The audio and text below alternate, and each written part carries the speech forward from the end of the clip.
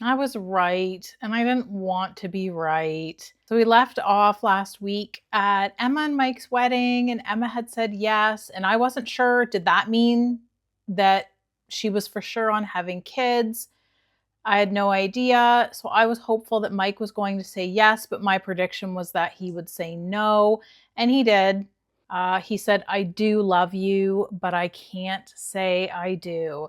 And I don't blame him. He was 100%, it was a deal breaker for him. He wanted her to be completely sure that she wanted children. And I have to assume that that conversation never happened. I have liked them all along as a couple, especially once we got to see some more candid kind of scenes with them. I liked their playfulness, their banter. They seemed to have a similar sense of humor. And I liked that even though his mom to me was a little overbearing, I come from an Italian family too, so I know how it goes. Anyway, right away, I felt like obviously there was a big disconnect. Now, clearly, it's a super stressful situation. It was a big decision to be made, but I won't be surprised to not see them together at the reunion. It just didn't feel like a man saying, you know, I really love you and I really want to be with you, but I think that we need a little bit more time. And I'm looking forward to our future and hoping that this all works out. Like, I didn't feel that. So let me know what you think. I've had some comments as well that people felt like Emma just really wanted to get married and she was going to say yes to anyone. I didn't feel that, but it's easy to miss things. I know that she was honest, that it wasn't like Mike was her number one right from go. Early on, there was the three of them, Mike, Connor, and what's his name? Weirdo. He was weird. And they were all kind of rotating as her number one. She pretty quickly got rid of third guy, and then it was Connor and Mike. And I don't even remember, was it Connor that made the decision that ended things with her? I think so. I always felt like she was leaning towards Mike, but I don't know. I could easily be wrong there. Anyway, regardless, they didn't get married. Next up was Amber and Jordan. And my prediction was that Jordan would say yes and Amber would not. However, on the wedding day, Amber seemed very, very sure. She expressed that it was a for sure for her and that she hoped that it would be for Jordan too, but that she would understand because it was a lot to take on. And then we saw Jordan, and he seemed so nervous and very unsure. He had said to his sister right before he came out, hugged her and said, I don't know what to do.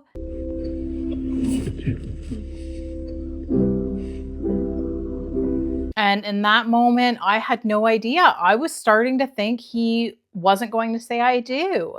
Now, I get it. It's a lot to take on. He has more to consider than just Amber, right? He's not just marrying Amber. He is becoming an instant parent. He'll be a stepdad. It is a big deal. And there was the conversation he was having with his family about where they would live. And he said, like, he definitely didn't want to move into her place. He didn't want to live out there in the burbs. I do not want to move to Mount Vernon. I want to go to like concerts and bars and restaurants and sporting events.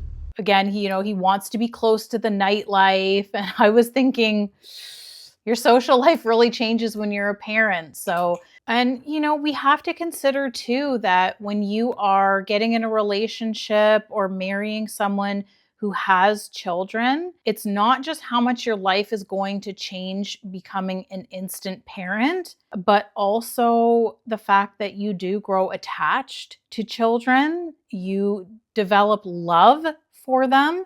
And if the relationship doesn't work out, you don't just lose your partner. You lose those children too. You have no claim on them.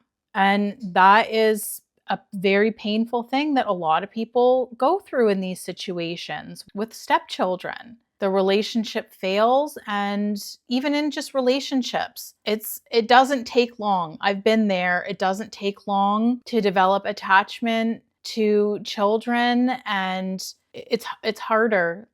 For me, it was like good riddance to the person. And then it was sadness for losing the relationship with the children. So that's a piece that he has to consider as well. However, we know that he walks down, or she comes down the aisle, and I think instantly when he saw her, it all just clicked for him.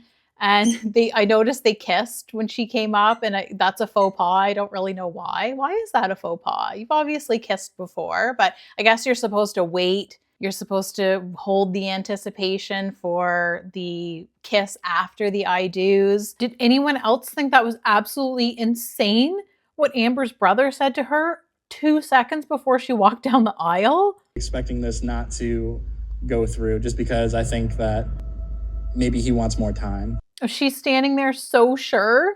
And then he's like, yeah, I pretty much don't think that he's going to say I do. I was like, what? Even if you are thinking that, here's an example of things that we don't say out loud. I don't know if he was like, he felt like he needed to prepare her, but I don't think that that was a nice thing to say right before she was about to walk down the aisle. It's something you could have maybe said like, hey, be prepared because this is a big deal. And the impression I get is that he's not really ready for this, which I think would be valid. I don't really know that Jordan's ready for a family. Some people can grow up really fast. I don't know if that's Jordan. We'll see. Either way, and it was interesting when they said their little thing to each other. It was like Amber wasn't saying it to him. She was saying it about him. It doesn't matter. But anyway, and then his was like one line, which I have a feeling that was an edit, but I thought that was kind of an odd edit. And I don't know if that was to keep us guessing. Maybe he said something in it that gave away that he was going to say I do. I'm not sure. Either way, he said I do. My Emma was crying, and that of course made me cry.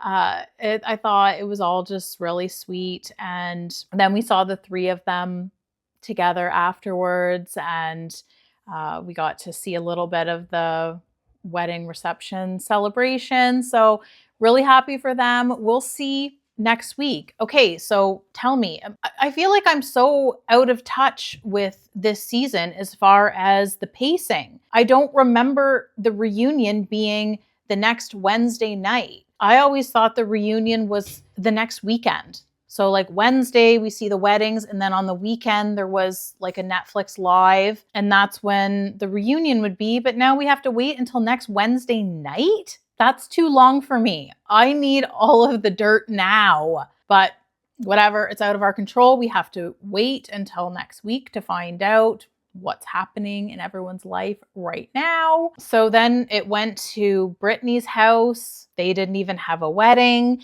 It sounded to me at first like she was the one that had called the wedding off, just the way that she was talking. Then when Devonte started talking, it sounded more like it was him who had made the decision. In the end, my conclusion is that she had asked him, like, are you 100%? I don't want to walk down the aisle if you're not 100%. And he said, I'm not. And then she was saying, I'm not getting all the things that I want. And I thought, good, finally, you're realizing that this freaking relationship is never going to fulfill you. And then I realized, no, she's talking about not getting the wedding today. That's all the things that she wasn't getting. So Britney was very much talking like it's not the end of their relationship. It's just they're still engaged and they still will get married. They're still together. I got a very different vibe from Devonte. He divulged a little bit of information that we hadn't heard previously,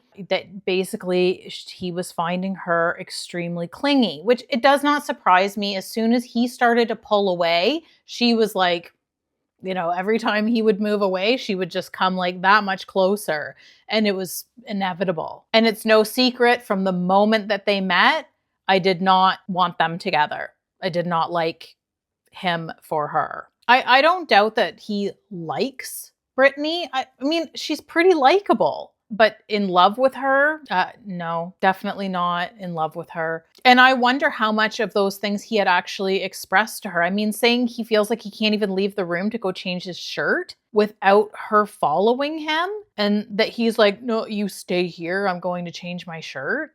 That was weird to me. And I wonder how much she actually knows that's how sort of repelled he is by her. So I think it's going to come as a shock to her when the filming stops that they are not going to be together. We know that they're not together now.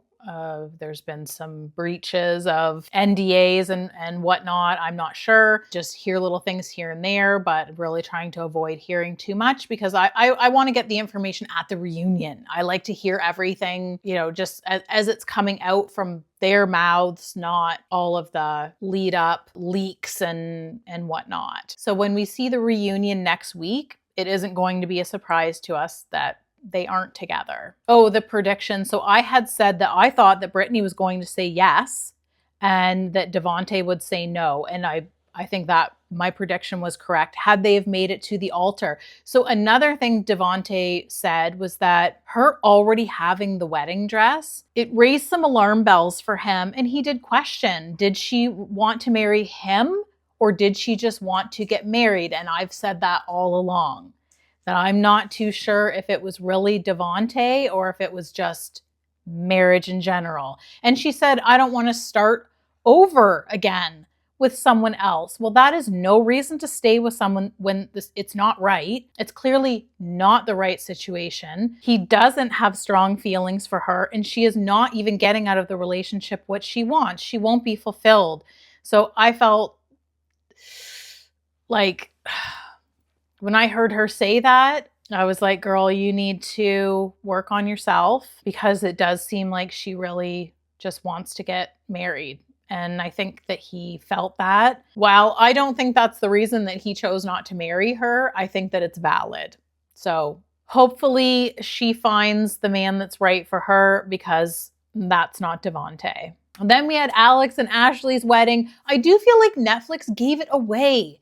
They're previews for me because, like I said, I would have possibly said that she says yes, which is scary. But I was like, I don't really know how deep in it this girl is. She is doing a lot of explaining things away. She is gaslighting herself.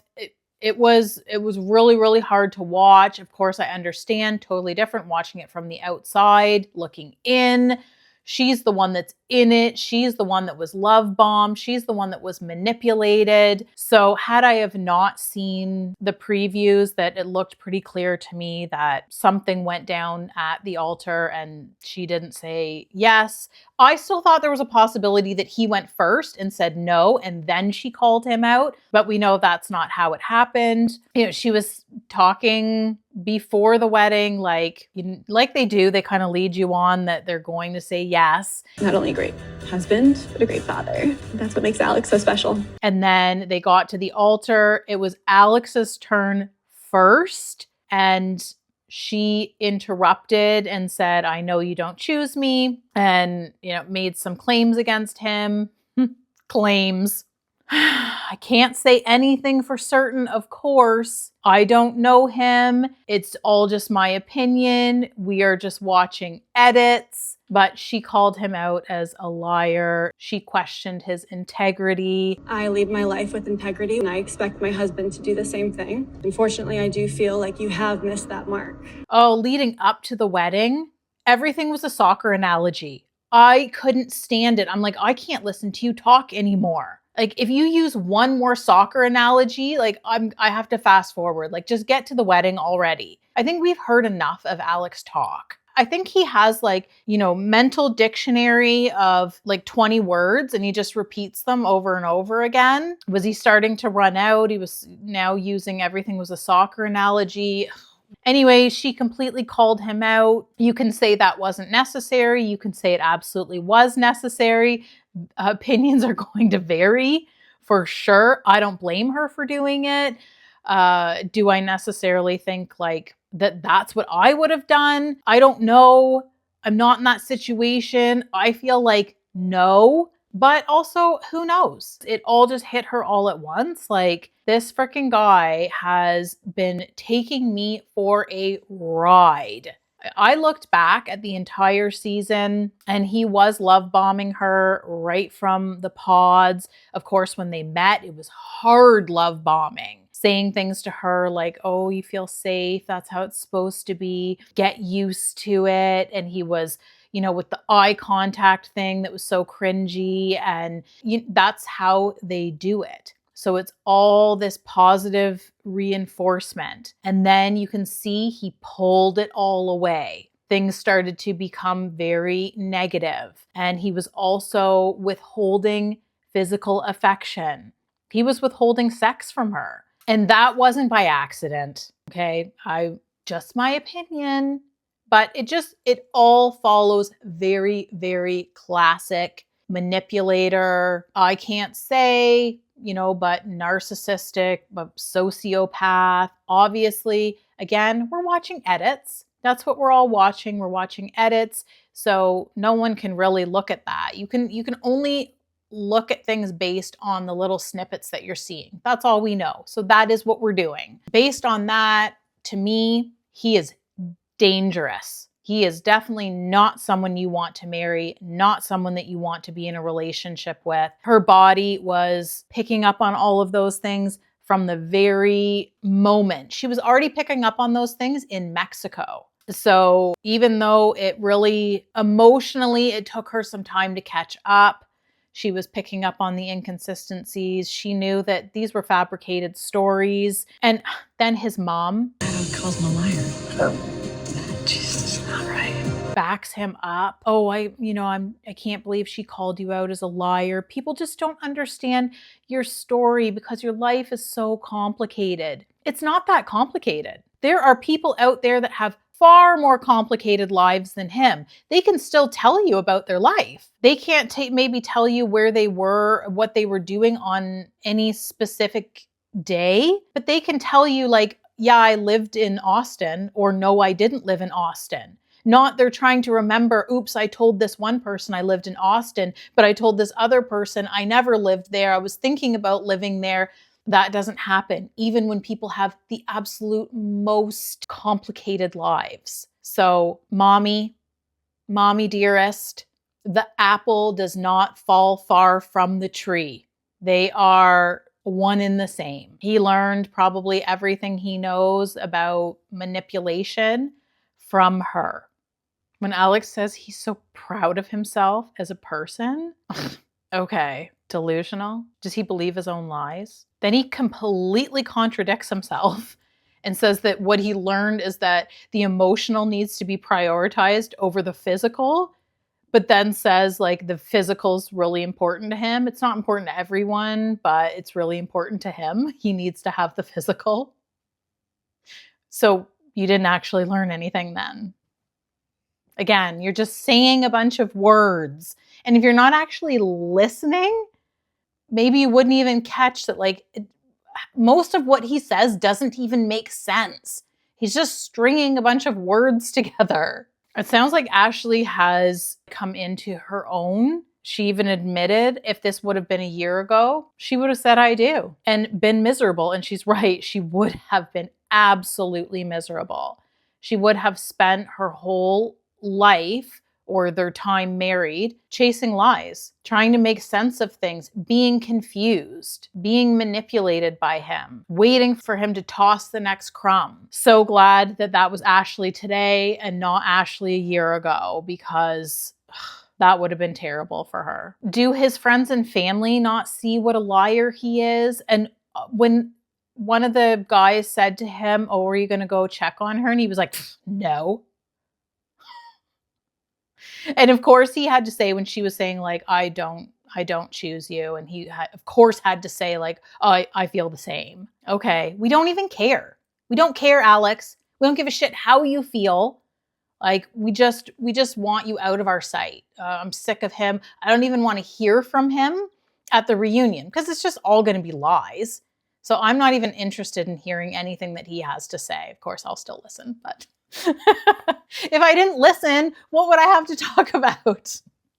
I do expect him to talk more about his soccer career, which I wonder, and I'm sure it can be verified, but did he ever even play soccer? Is he the pro athlete version of Dirty John? I've had a Dirty John situation. It's crazy the things that people can say, the lives they can pretend to have, and none of it's real. It's absolutely insane if you've ever experienced it. So I was super happy. I was terrified she was going to marry him. So I was so happy that she did not.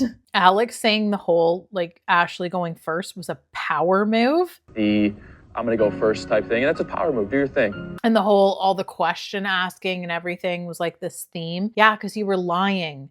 She kept asking you questions because you were lying. And basically, he's trying to set it up for her to be the villain. So he is in full defense mode. Oh, he could use that if he wants to use a little analogy. He's trying to say, insinuate things about her that he could say. And he's trying to then flip it. So now he's no longer the offender, but he is the victim. So yeah, he's no victim. But that was a classic case of Darvo that we watched there. He was trying to insinuate there's some things in her past that were questionable. Was there, or was it just more things he's making up? Like when he was questioning that whether or not there was anybody in between her serious relationships, and she said no. And he was like, well, I don't know if I believe that, or I don't remember the exact words that he said there. I'm paraphrasing, but like, that really pissed me off when he said that.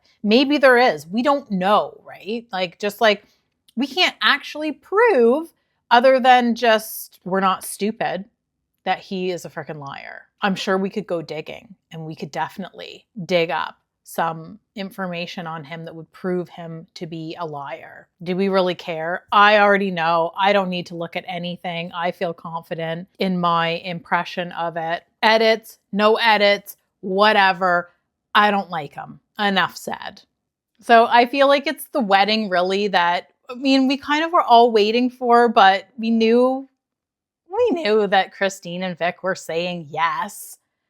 There was no doubt about that. They were Netflix sure thing right from the beginning. And the whole them not going on the honeymoon thing, and I know some people were saying that they thought one of them didn't have a passport. That's not a thing. As far as I know, and I think Christine even came out and said it, that you have to have your passport before you can even go on the show. It did not have anything to do with passports. I never, that didn't even cross my mind that that's what it was about. But the claim that it was like costs. Did you see, and they do it every season, they have pillows made with everybody's names on them and everything. There's like all this decor that's like all specific to like each bride and groom, and all the things that they pay for, all the weddings that like don't even happen. And they couldn't afford to send them and their own production crew, or even have a production crew at their Malibu getaway. That was just weird to me, but I feel like I feel like they didn't get the fair experience. But we all want to know what was in that box, don't we? I can't say what's in that box. I want to know what was in that box. I thought that was cute though, that like as soon as he opened it, he like closed it and was laughing. So I don't know anything about them or what's happened since the wedding. We know I have had some doubts about Vic. He seems too good to be true. That's what I think it is. I think it's the too good to be true theory that is making people kind of take pause. His demeanor did change a bit. Now, I feel like in the wedding episode, I saw the Vic that I saw at the very beginning. So before him and Christine were pretty much exclusive in the pods, that he was a little bit more, I don't know, how do I explain it? A little bit less performative.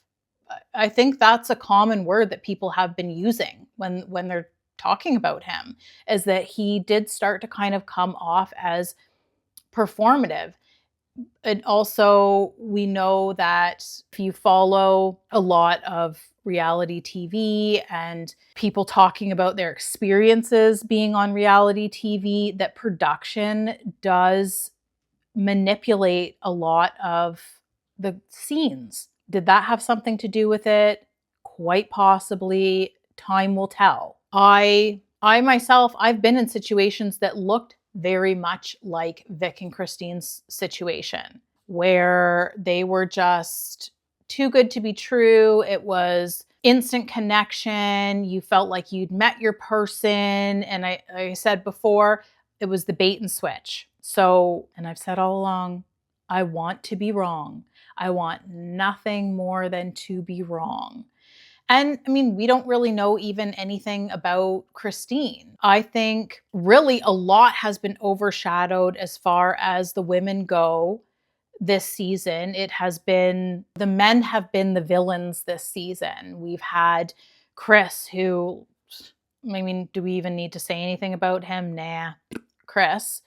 And then Alex, like, oh my gosh, we're all spending all this time just analyzing him and like just dumbfounded by the lies and the manipulation. That, do we even know anything about Ashley? And we know Alex didn't know anything about Ashley. He says he has things he could say too. Okay. I mean, I'm sure you can say anything about anybody.